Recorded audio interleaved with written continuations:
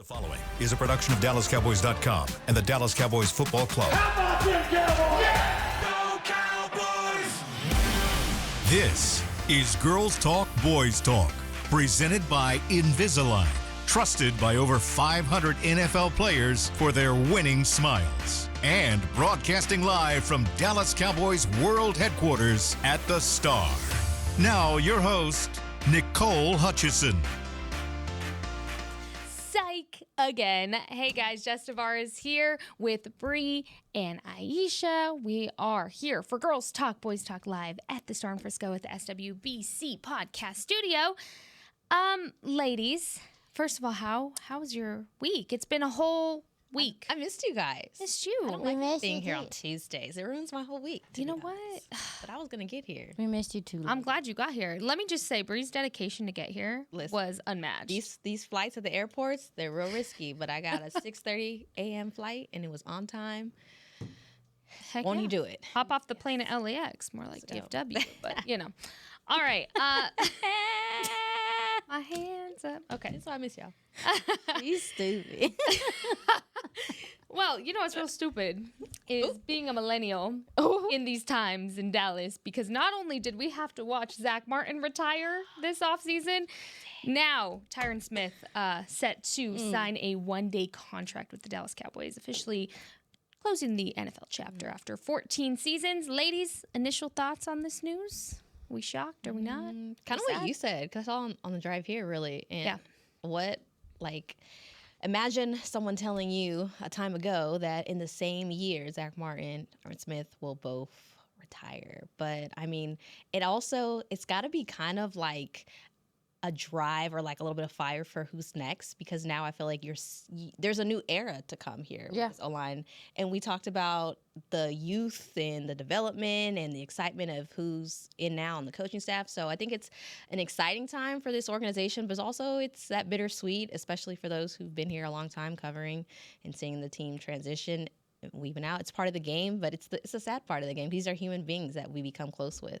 You know, It's the beauty of what we do. Yeah, I think for me, it is also, too, I echo Bree's sentiment that it is kind of bittersweet because, you know, you wanted to continue to see them play, and I feel like I speak for myself when I say that I didn't get into understanding the depth of offensive line play and what they have to do until later on. So now that I have an appreciation for it, I wish I could have seen more of them. That's the selfish side of things. I know obviously we're both all very happy that these gentlemen are taking that next step into their lives and being able to explore different sides of themselves that maybe they weren't able to do as they were doing their career. So very bittersweet. Glad that Dallas is allowing him to, that they signed him. This is very classy for them to do it this way, especially with his reputation here and what he did for this organization. So if it is going to happen, this is probably the best way for it to happen is here in Dallas. Absolutely. He spent 13 seasons with the Cowboys, one with the Jets. He was a 5-time All-Pro, 2 first team, 8-time Pro Bowler. Interestingly enough, he started at right tackle, shifting over to left tackle to protect Tony Romo's blind side his rookie season. During the course of his season, he allowed 39 career sacks over 14 seasons, according to Pro Football Focus. And he also had ending his career with an 89.0 pass blocking grade and a 90.8 run blocking grade. Obviously a monster on the field. I think something that sticks out for me was Aisha, we got to talk to him in the locker room when he was still here, and he was one of the most intimidating guys to go talk to because he stands up and, like, Aisha and I are little shorties over here. Like, you're pretty much looking at a skyscraper of this man, and he's so intimidating to go up to, and then you start talking to him, and he's talking about his dogs, and you're like, oh, wait, like, you have little dogs too? That's cool. Like, and I did see him at an event during Super Bowl Sunday, and I was like, hey, how are you? He's like, refreshed. So now that answer kind of comes full circle. Curious to know when he decided to make that decision. But yeah, it is bittersweet. And to your point, Bree, a new chapter for offensive linemen across the NFL with, you know, the Zach Martins, the Jason Kelce's, just all the big O-line names kind of closing those chapters.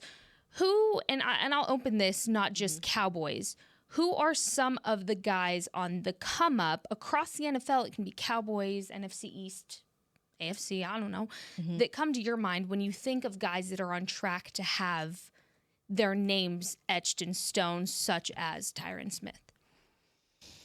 I think when we're talking about offensive tackle, that position is so like rare. I think that's why this announcement is so bittersweet, because like who is matching the game to that capacity? I guess I'm biased because I come from, obviously we know I went from Buffalo, where they also have, they turned into, I should say, a very strong offensive line. But Deion Dawkins is a name that really sticks out. He's very, if you're in Buffalo, I've never seen offensive linemen get so much love in a city that's not a quarterback. That's a player that's not a quarterback. Like, he is very out and spoken, and he's done something that a lot of people haven't done. Signed the big contract, one of the highest players on the team, and he's only, in football, he's what, an old man because he's 31. I know. I hate football age. But I definitely think he's towards that Hall of Fame type of vibe. And here, when I look at it, I look at Tyler Smith. Like, he's on the road to be the next one. And I think even though I didn't get to cover Tyron Smith, he was gone before I got here, I know exactly who it was, right? Because that's part of the staple of the Cowboys. And then also talking to Tyler Smith, he talks about his game and how it got to there because he was able to play alongside and learn from. So that's how I know of Tyron Smith, unlike you guys who are actually, getting to sit there and talk to him and get to know him as a person. Yeah, I when you talk about specifically the tackle position, I think about a guy like Christian Darrisaw that plays for the Vikings. Like, he is an up and coming tackle that is gaining a lot of respect through the league. I think about a guy like Penei Sewell, who we know is one of the best tackles in the league as well. And then obviously you brought up Tyler as an up and coming guard. I'm sure there's a plethora of guys that we can name. But to Bree's point and to your point, yeah, just like we kind of have seen a changing in the guard. From the quarterback position, like, because as a millennial, some of our greats, some of our favorites are no longer playing this game.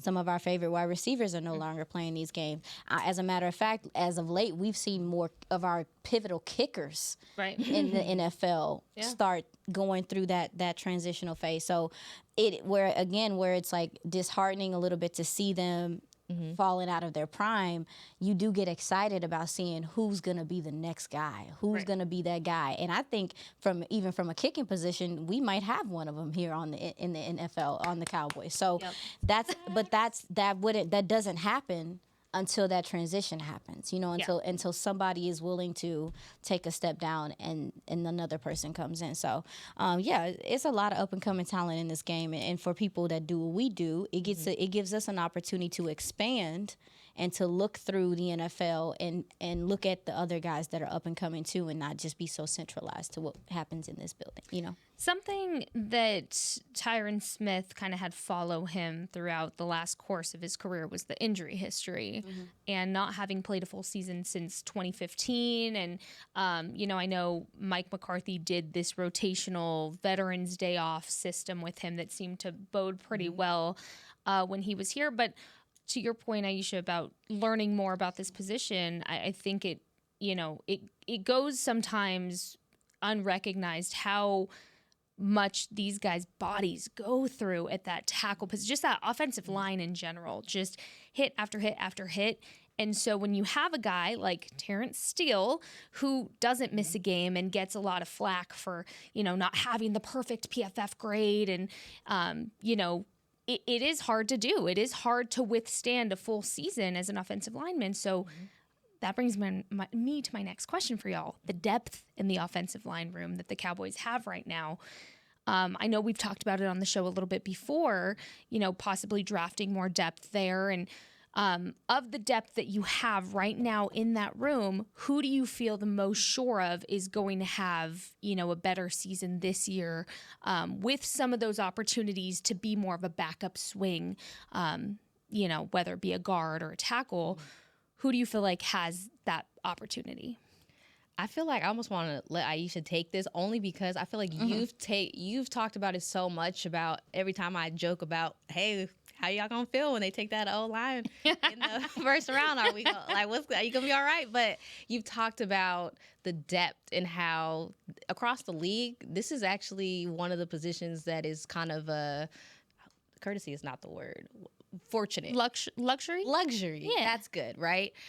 Because what I saw in my first season with the Cowboys, there was never, and I've talked to a few players about, there was never a real chance for continuity with that group because somebody was always injured. And I know, it's easy to be like, oh, we got 2 rookies on the O-line. That's not really what I saw as the issue. I just saw not enough, and McCarthy always said opportunity, and I feel like I'm stealing it, but there wasn't that opportunity because of the continuity. Somebody was always down.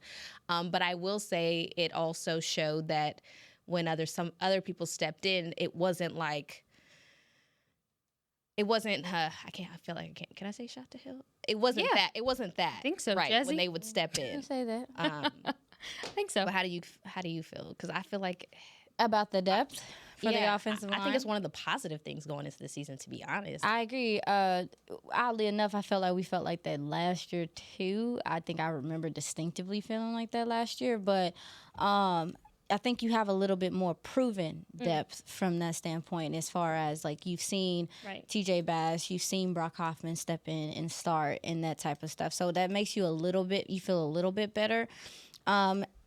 I think the tackle position to me is the most important, personally, because to your point, Terrence Steele. I'm gonna look in the camera again and say, here we go. Here we go. Terrence Steele has not missed a single game in 2 seasons. Yep. Coming off of an ACL injury.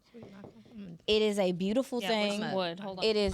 Y'all just so superstitious. I ain't got no stitches. I'm sorry, I had to do something. I don't got stitches like that. I got the Lord. We took care of it in case you did. So. Thanks, y'all. For anyone that does, we took care of it over here. Y'all we knocked on wood. But Terrence Steele, we have not found anyone that is a right tackle depth guy that we know for sure that can do that. And obviously, we saw Awesome Richards step in last year, had some good reps. Do they look at him as the swing? You spoke, very highly of Chuma Edoga. He's not here as well. Right. So you don't have that to fall upon. So it's like, I think I'm more worried about the exterior depth when it comes to things. Obviously, Tyler Guyton is expected to, I'm sure, to have improvements this year. You also have Nathan Thomas, who we didn't get to see much of last year, that's waiting in the wings. It's a lot of like, we got to see it, to your point. I got to see it. Now, you are getting one of the better, to me, offensive line coaches in the NFL coming in to shore this up. So it's like, how do they adjust to the new teaching? How do they adjust to the new technique? Because what Solari had them doing, because sometimes it is that simple. Sometimes it is what you're being coached or whatever, maybe you're not receiving it as well. So I want to have confidence in the depth moving forward, but I'm also like, we still don't know what it's going to look like because we don't know how receptive these guys are going to be to the teaching that they're getting. Now, is the teacher that they're getting, is it been proven? Yeah, sure. We have evidence that this person know how to coach. Right. But, to answer your question, the depth is something where I think the interior depth is something I think we can live with as of right now. Now, do you still need to go get someone in the draft? Sure. They brought in Charles. I'm not going to butcher his first name. You know how to say it? Charles? The gentleman from the Titans that retired, but the Cowboys just signed for a 1-year deal. Huh? Just butcher it. I don't want to butcher it, y'all. It's. I tried. I looked up numerous ways to like pronunciation guides and Sahadik. Sahadik. Sadiq. Say it fast. Sadiq. I think so. That's what I would say. Sadiq Charles. Okay. So Sadiq Charles, I've heard a lot of pronunciations. Sorry for butchering that. No, it's our job to know, but I tried. We will get that solved. Yes. So Sadiq Charles came out of retirement, is now signed with the Cowboys for a year.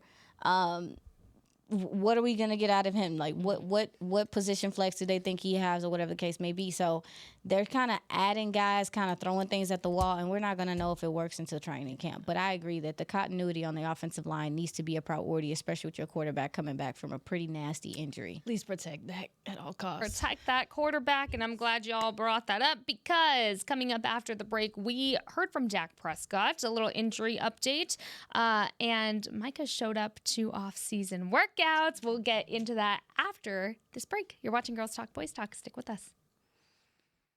How do you tell the world about all the great gifts in the Yeti store? Let her rip, Troy. All right, folks, let's get started with the Yeti French Press. Enjoy coffee that stays hot for hours in a French press. 34 ounce for you, 6'4" for the cruise. The Yeti French Press. Next, waterproof bags. Bags waterproof. Submersible waterproof doubles. Waterproof bags. World's mostly water, so get a waterproof Yeti bag. Do I smell something cooking? Oh, new cast iron skillets made to be passed down like Mama's recipes. Take a steak, cornbread, cobbler's pot pie, and potatoes next level with 3 sizes of Yeti cast iron skillets. Gear, gifts, and product experts. Visit the Yeti store on McKinney Street and at South Lake Town Square today. Discover Aiden, the official luggage partner of the Dallas Cowboys and Dallas Cowboys cheerleaders. Known for top-tier engineering and craftsmanship, Aiden offers more than just bags. Originating from Australia and designed in New York, it merges fashion, design, and culture. Used by Dallas Cowboys players, staff, and the entire organization, Aiden provides style and functionality for all travelers. Visit AidenTheBrand.com and use code AidenXCowboys for 25% off your purchase. Travel like your favorite stars with Aiden. When you're on the field, you know what it takes to lead your team and play with confidence. But that confidence shouldn't just stop at game time. It should follow you off the field, too. Join over 500 NFL players who trust Invisalign, the #1 doctor-recommended clear aligner brand. Do it for confidence on and off the field. Do it for you. Ready to take the first step towards a smile you'll love? Don't wait. Visit Invisalign.com/NFL and find a doctor near you today. Transform your smile and take your confidence to the next level, both on the field and off. Cowboys fans, when it comes to navigating the ever-changing world of tax, your business needs a partner it can trust to tackle even your biggest tax challenges. Ryan is the largest firm in the world dedicated exclusively to business taxes. Our team of tax professionals has local expertise in all areas of tax and can help you uncover savings opportunities you didn't know you had. Learn more about how Ryan can improve your overall corporate tax performance by visiting Ryan.com. Ryan, the official tax partner of the Dallas Cowboys.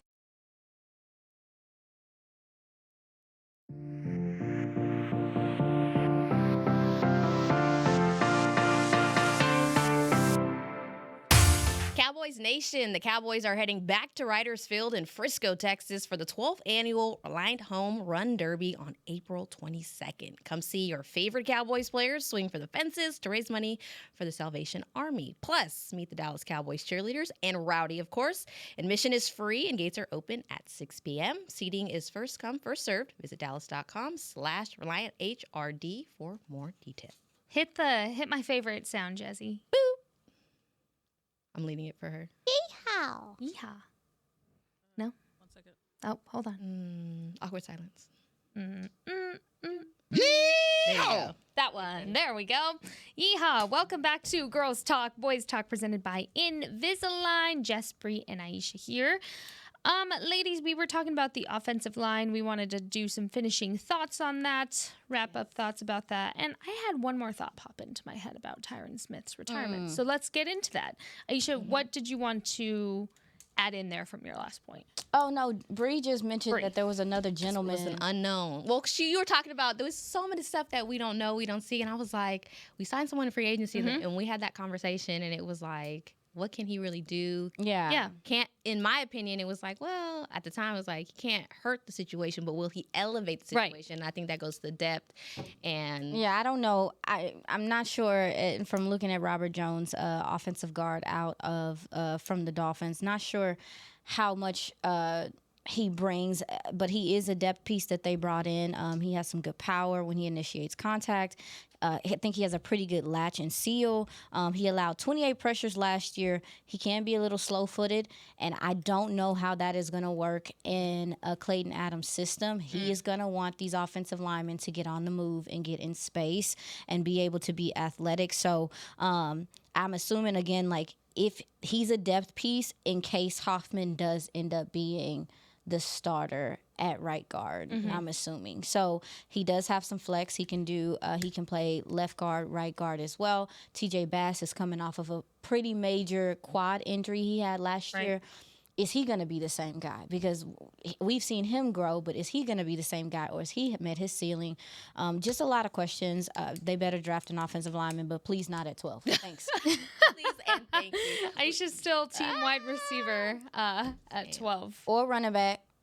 Just not anything else right now. Something skill position. I beg of thee. Help my quarterback out. Yes. Score all the points. Make people agree play with catch that. up with you. I'm glad you brought up your quarterback. That's my quarterback. Obviously, Dak Prescott. And to kind of loop these two conversations together, something that I saw on Twitter when being spoken about Tyron's retirement is the pain in Cowboys Nation's hearts to see Zach Martin and now Tyron Smith kind of retire without a Super Bowl, or at least a legit playoff run to get to that point. And that's something I'm sure we can all agree we don't want for Dak Prescott going into the later half of his career now. Something that's looming over Dak Prescott right now is if he'll be ready for the start of the season, if he'll be ready for camp, if you want to get a little sooner than that, because of his offseason surgery. He spoke to some reporters over the weekend at a cancer fundraising event that happens here in Dallas. It's a great event. Troy Aikman was there. I think he was a co-chair of it. Tony Romo made a little appearance, so quarterback trio there. Sounds fun. But here's what Dak had to say about his latest injury update.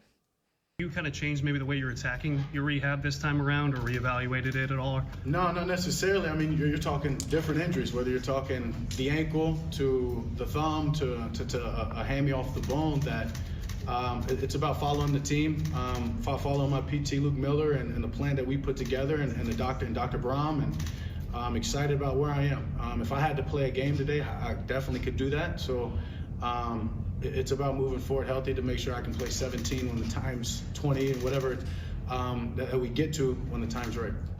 Shout out to Joseph Hoyt from DLLS Sports for that little soundbite, that question, all the good stuff from Joe.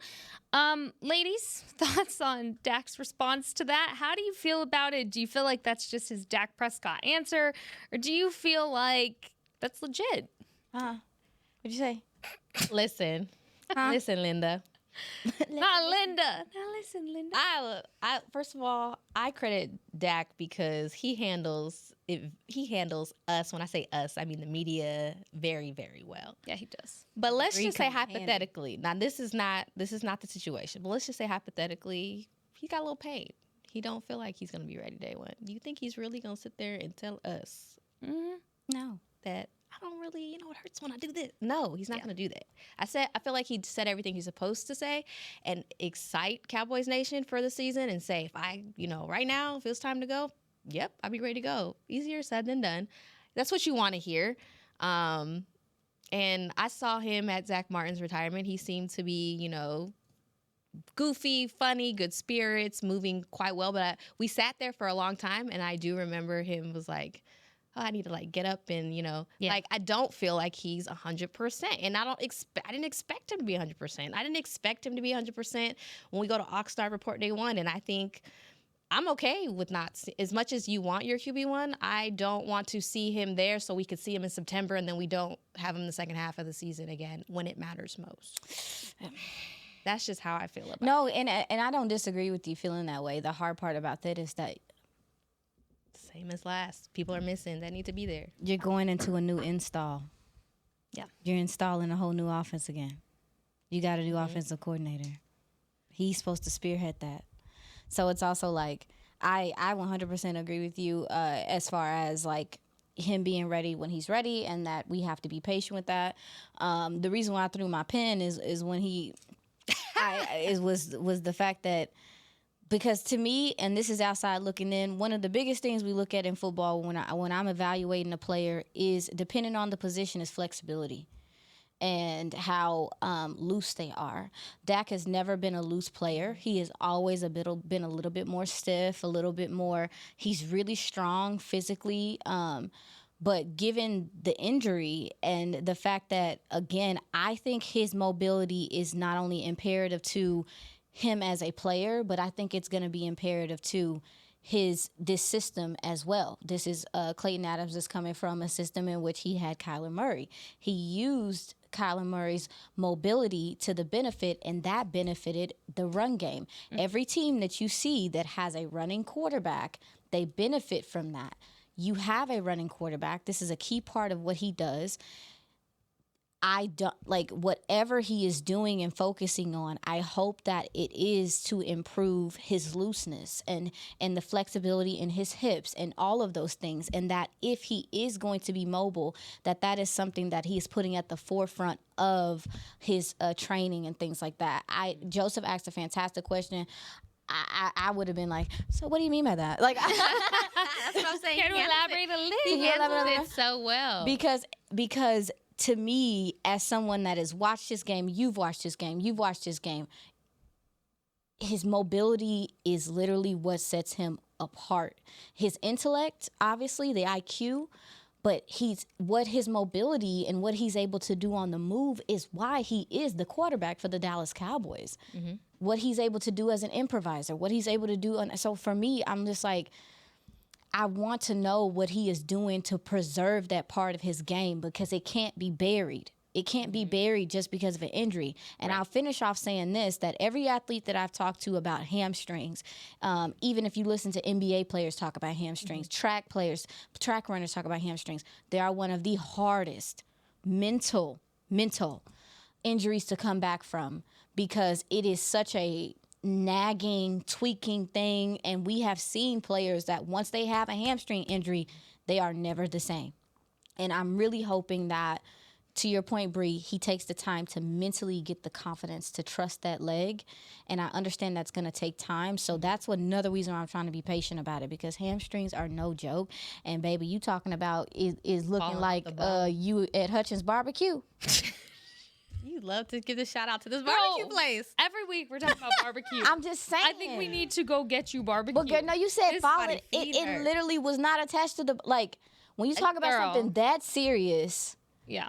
It's going to take time to have confidence and not having that anymore. So I'm oh, Lord, I just want to know what he is doing fasting and praying. Yes, we need to pray. Somebody need to do something. Like, what is he doing to make sure Hutchins, though. To make sure that he's confident as a runner again? Because we've seen that even before the injury. We saw the lack of confidence as a runner.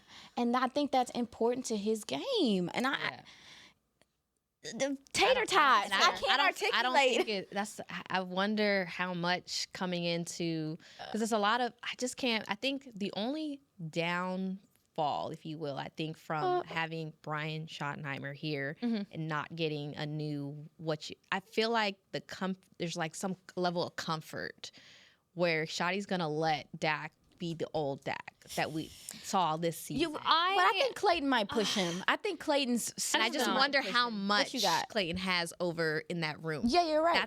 We don't know what not logistics, oh man, what am I thinking? The responsibilities. The delegations are. Okay. What the delegations will be with this coaching system, because we knew how McCarthy worked, right? Facts. And we knew what the delegations were with that coaching era. We don't know what this one is. So that's a great point of bringing up. I think with Dak's injury, and I kind of hate the term, injury history. Yeah, I don't like it. Because every single injury he has had doesn't connect to the other one. Like, the ankle was a freak accident. That was not supposed to ever happen like that. The thumb was another weird, just pop to the finger that I forgot about that one. I did too until you mentioned it. The helmet. So it's not like this repeated injury, this nagging injury that has kept him from being mobile. So for me, what I do wonder is the extent of this injury. What percentage, if you will, Dak feels comfortable being mobile? And it's not going to be like older, or I guess younger Dak, older days, right? Because that's just the progression of a quarterback getting older. But I wonder what he's going to feel comfortable doing, the looser he gets, the more football shape he's able to get in, because there's been a lot of speculation this offseason that he's lost weight. He confirmed he hasn't, but you have to work out differently when you're rehabbing a hamstring. Yes. You don't get to have the luxury of going on a run to keep your body warm and fit. He had to figure out, I'm sure, different ways to work out to stay in shape.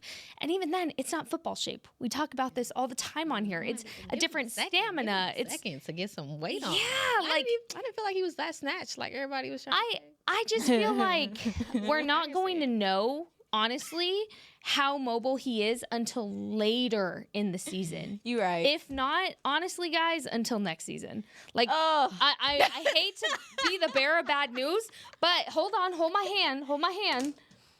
If you get a running back at 12, you might not need a mobile quarterback. You can have a run game. And then guess what that opens up? A pass game where you can get the ball equally distributed everywhere. He doesn't. What's so exciting, I think, that going into the season can hold for Cowboys fans and everybody, if you want an optimist point of view, you have a chance to have a complete offense that you haven't seen in the last couple of years, complete with a running game and a full force passing game.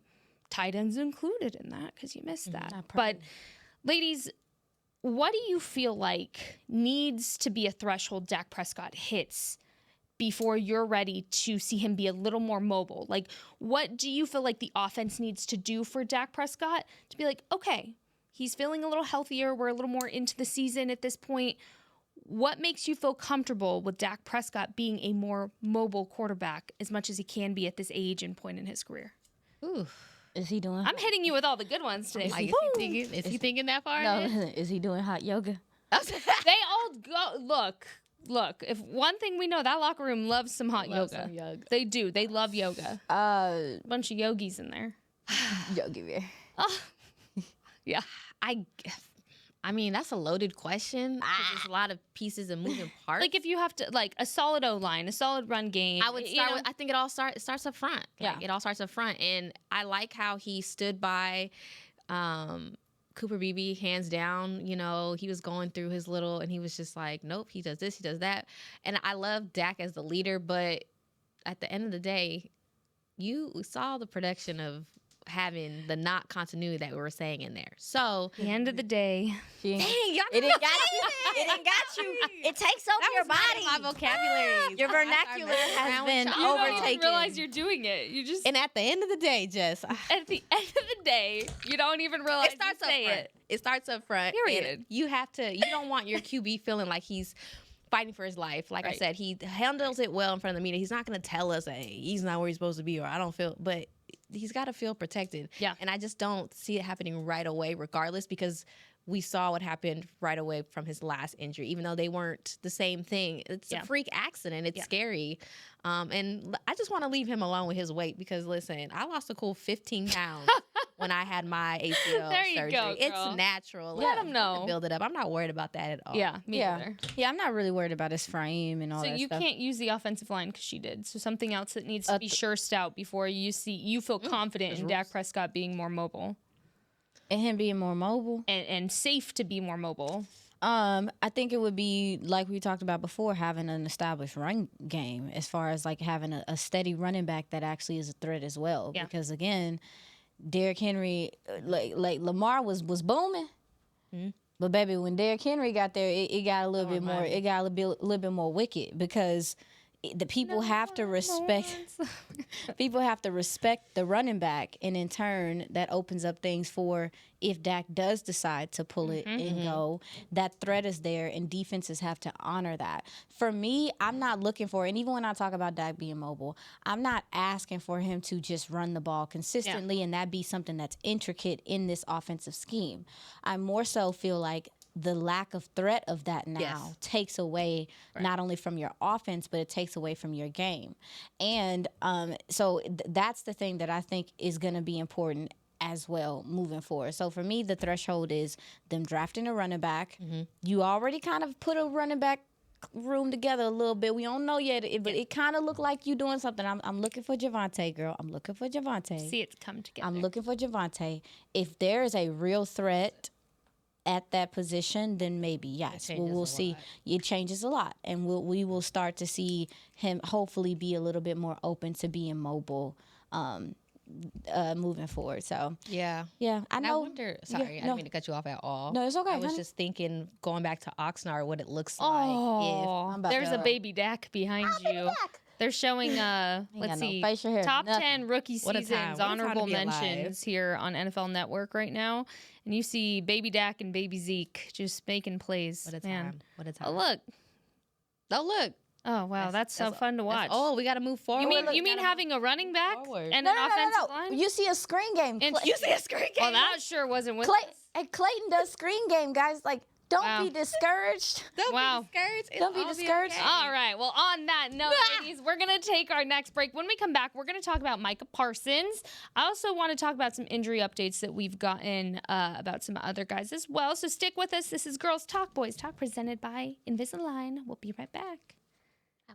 Discover Aiden, the official luggage partner of the Dallas Cowboys and Dallas Cowboys cheerleaders. Known for top-tier engineering and craftsmanship, Aiden offers more than just bags. Originating from Australia and designed in New York, it merges fashion, design, and culture. Used by Dallas Cowboys players, staff, and the entire organization, Aiden provides style and functionality for all travelers. Visit AidenTheBrand.com and use code AidenXCowboys for 25% off your purchase. Travel like your favorite stars with Aiden. When you're on the field, you know what it takes to lead your team and play with confidence. But that confidence shouldn't just stop at game time. It should follow you off the field, too. Join over 500 NFL players who trust Invisalign, the #1 doctor-recommended clear aligner brand. Do it for confidence on and off the field. Do it for you. Ready to take the first step towards a smile you'll love? Don't wait. Visit Invisalign.com/NFL and find a doctor near you today. Transform your smile and take your confidence to the next level, both on the field and off. How do you tell the world about all the great gifts in the Yeti store? Let her rip, Troy. All right, folks, let's get started with the Yeti French Press. Enjoy coffee that stays hot for hours in a French press. 34 ounce for you, 6'4" for the crews. The Yeti French Press. Hot mix waterproof bags. Bags waterproof. Submersible waterproof doubles. Waterproof bags. World's mostly water, so get a waterproof Yeti bag. Do I smell something cooking? Oh, new cast iron skillets made to be passed down like mama's recipes. Take your steak, cornbread, cobbers, pot pie, and potatoes next oval with 3 sizes of Yeti cast iron skillets. Gear, gifts, and product experts. Visit the Yeti store on McKinney Street and at South Lake Town Square today. Cowboys fans, when it comes to navigating the ever-changing world of tax, your business needs a partner it can trust to tackle even your biggest tax challenges.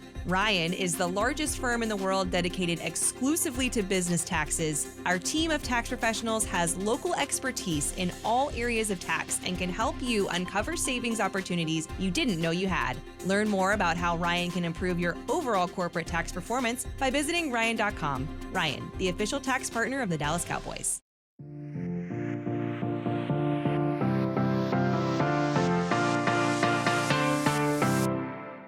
This summer, step onto the field with Dallas Cowboys youth football and dance camps presented by Invisalign. Athletes of all skill levels, ages 6 to 16, are invited to learn from former NFL players and the Dallas Cowboys cheerleaders at Ford Center at the Star in Frisco. Campers have a chance to learn technical skills and lessons on teamwork. Register before May 19th to save $25. Yes, 25. Visit DallasCowboys.com/camps to learn more. One more time, how much? 25. It matters in this economy. Girl, in this economy, it does matter. All right, Girls Talk, Boys Talk. We are back. Bree, Aisha, Jess. All right, ladies. Let's switch gears. We were talking a little offense. Let's talk defense. Let's give some defensive injury updates / updates in general, because you know what I was so excited about this week? You know what started my week off just so well? And it was not Katy Perry going to space. Let me and Gail justify or clarify. It was the fact that we did not have to hear the constant echoing of reports of Micah Parsons not reporting to day one of voluntary practices on Monday. Why? Because he was here. Oh, it just made my week to know we didn't have to hear about it. Ladies, what are your thoughts on this? And I know we had kind of touched base on if he didn't come to the voluntary practices, you know, what we thought about it. What message does this send of Micah coming to the voluntary, off-season workouts and everything. What signal is he sending out to the world and space and everything? Cowboys Nation, his teammates, the star, anything else? Everybody. I think for me, I was like you said, it was like a sense of relief because I already know he would be picked apart, and that's just because his name is Micah Parsons if he did not show up. Yeah. And I also like the fact that he said what he said at the end of the season when they were talking about the contracts, and he's like, I will be here for this. I typically don't, but I think it's important. We got more, whatever changes that is here. I like that he's standing on business with what he said. I like the fact that he is taking on a role knowing that D-Law is no longer in that room. And I think it shows the right sign that he takes it serious. How I look at it is he's maturing, if you will. And I think it's a big step because I think all of us here, anyone listening, what you did in your career, in your job, regardless of what you do in your 20s, is very different than how you're doing it in your 30s.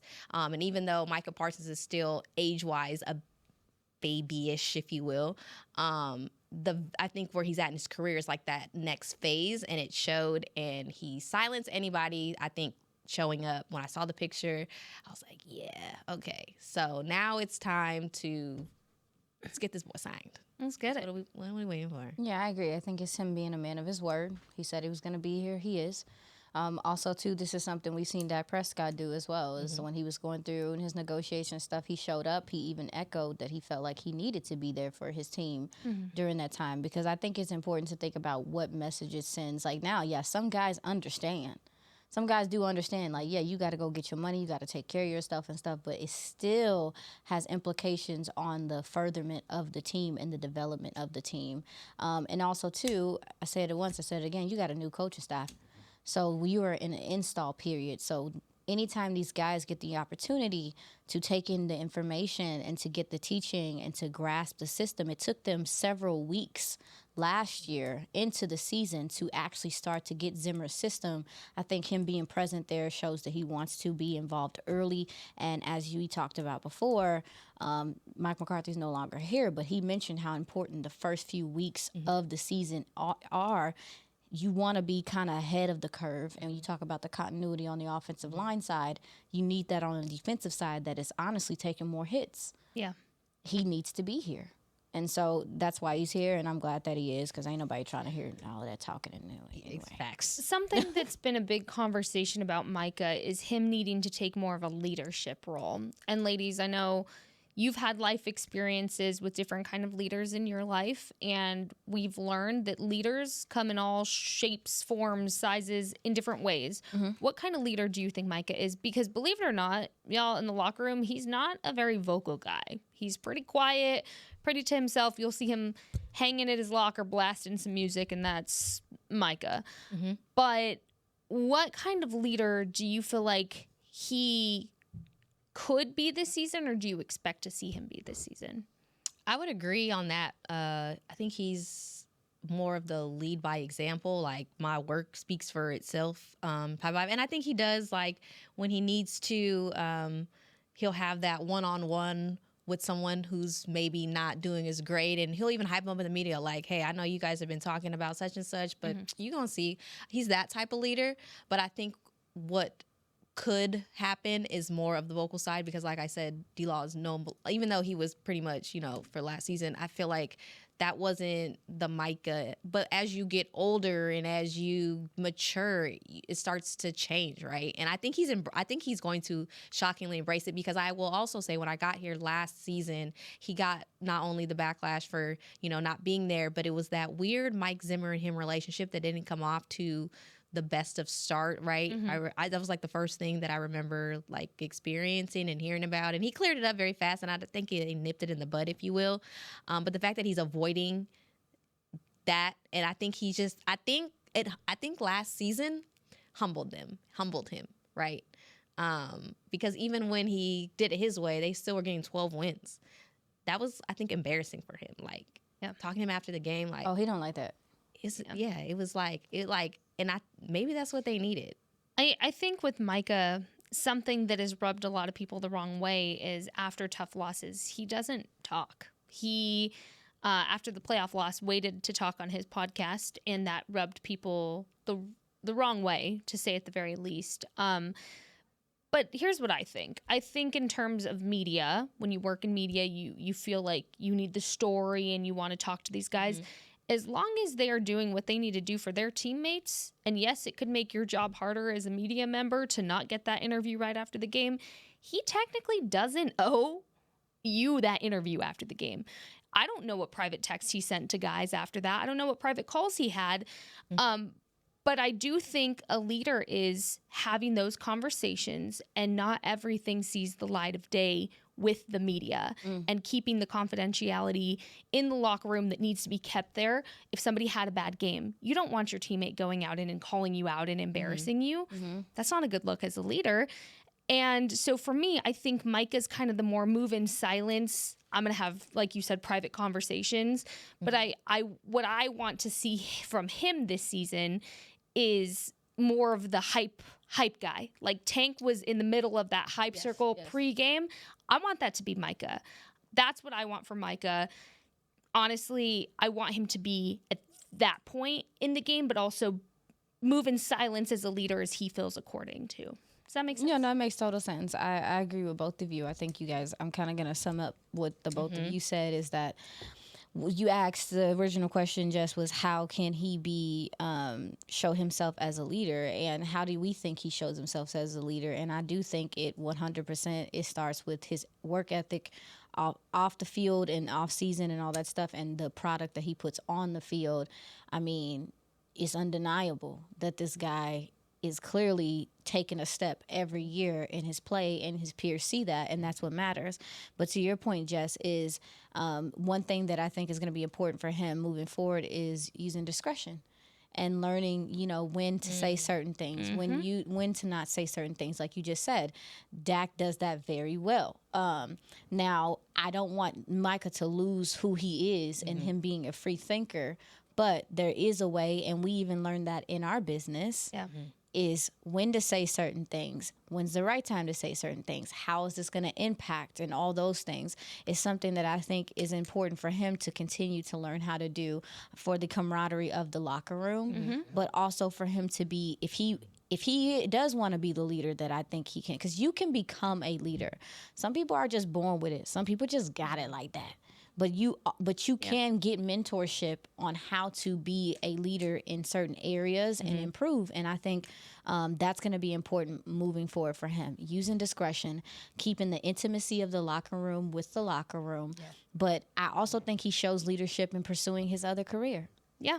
I think the fact that he is doing media, the fact that he is pursuing some of the things that he wants to do outside of football, and that he wants to have a life outside of football, sets the example for some of these guys that they are not pigeonholed to just being, you're not just a football player. Yep. Yeah. You have a lot more to offer. Yep. So to me, get a little bit more discreet, big dog.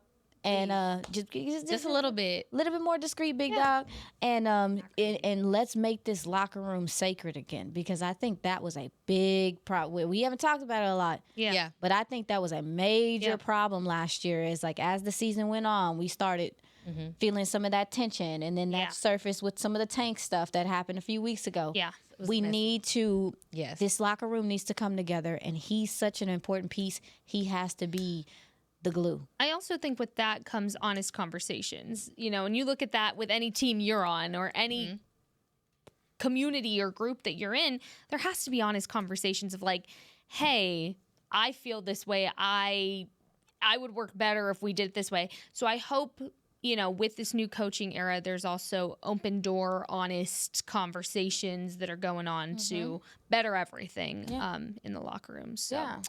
Speaking of leading, everybody, I have led us to go over our time today. Apologies, Jazzy, but my bad, guys, Jazzy. We missed you. We gave you 5 extra minutes since we missed last week, but we will be back here next Tuesday. We missed you. We love you. For Bree, Aisha, and Jess, thanks for watching Girls Talk Boys Talk, brought to you by Invisalign. Stay safe this week. And we'll see you soon. The draft is coming. We about to get our baby. This has been a production of DallasCowboys.com and the Dallas Cowboys Football Club. How about this, Cowboys?